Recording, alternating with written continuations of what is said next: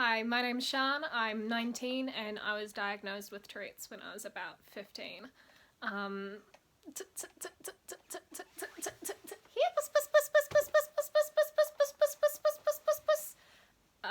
Simply put, Tourette's affects basically everything in my daily life. Things from cooking to tidying up to being able to move around and do regular 19-year-old things just get a bit more tricky with Tourette's.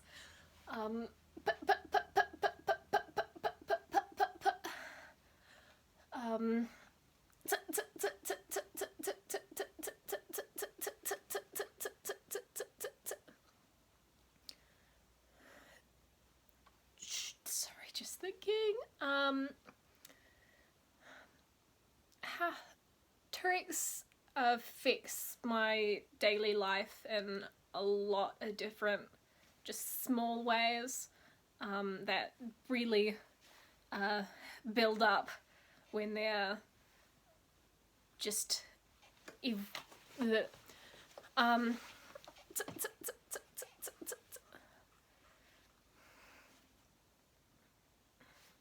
let me think.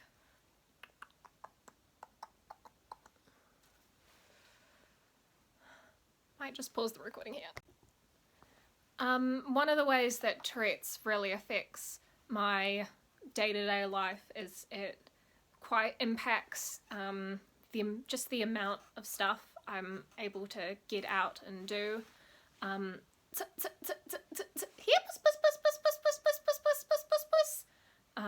It's made the idea of driving a lot more intimidating to learn. It can make using buses a bit more tricky and intimidating. And it also really impacts the amount of energy I have. So while I'd like to be getting out and doing more social things and learning to be more social, it has definitely isolated me lots. It means that I spend a lot more time just having cut that line. Happy birthday! Merry Christmas!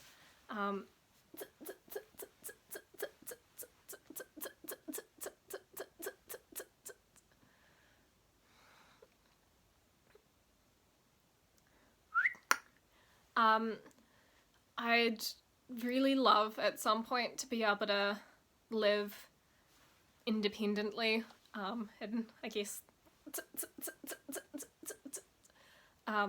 it can be,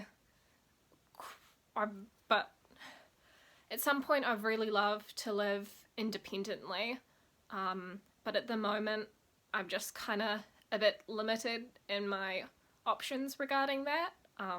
I really struggle with simple daily tasks like being able to cook meals every day because my tics might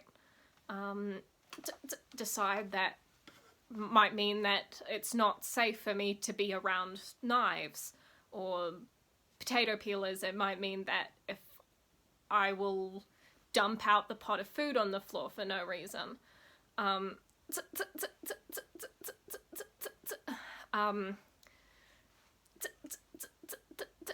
It also makes it a lot harder for me to tidy up and do dishes and laundry, just simple daily tasks that are a lot harder when it seems like your body is actively working against you.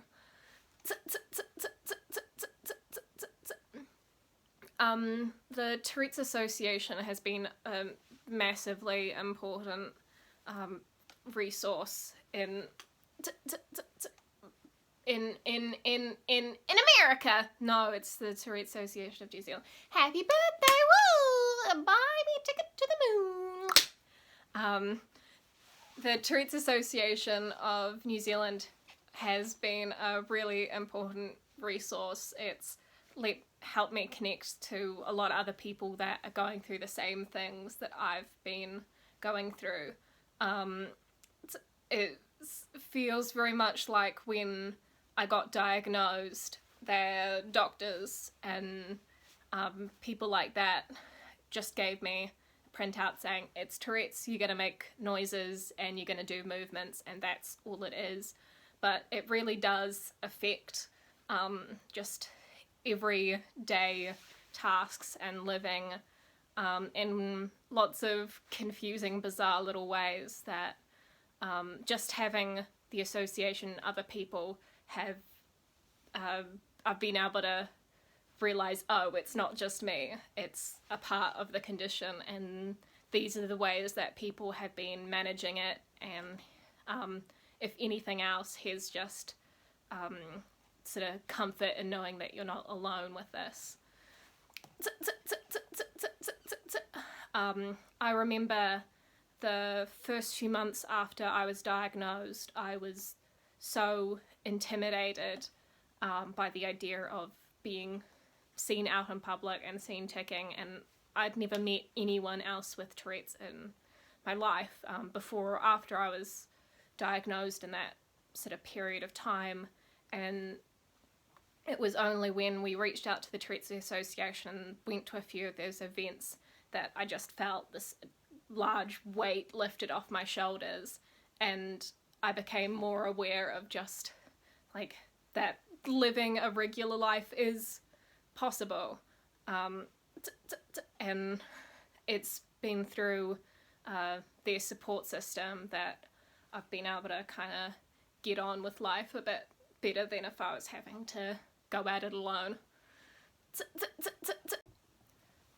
Something I'd like more people to know about Tourette syndrome, about cute little kitty cats, something I'd like more people to know about Tourette syndrome is that there's a lot more to it than just the vocal and physical tics that are the most noticeable. It really does affect almost every aspect of my life, from sleeping to eating.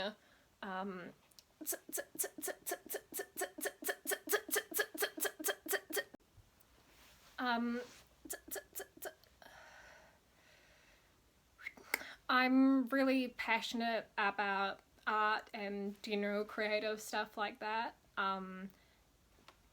It's one of the few things that I can do for a consistently long time without ticking, and I would hopefully like to make a career out of that, and unfortunately it is a bit tricky at the moment, just because of the lack of resources I have for the day-to-day living, from pain of tics or lack of energy from bad sleep interrupted by tics. There's just not and because it's not considered a disability, there's a lot of resources that would be really helpful in those situations, but I'm just not able to access, and it really does just get in the way of being able to focus on moving ahead in life and focusing on the things that I'm passionate about. Hopefully that's good.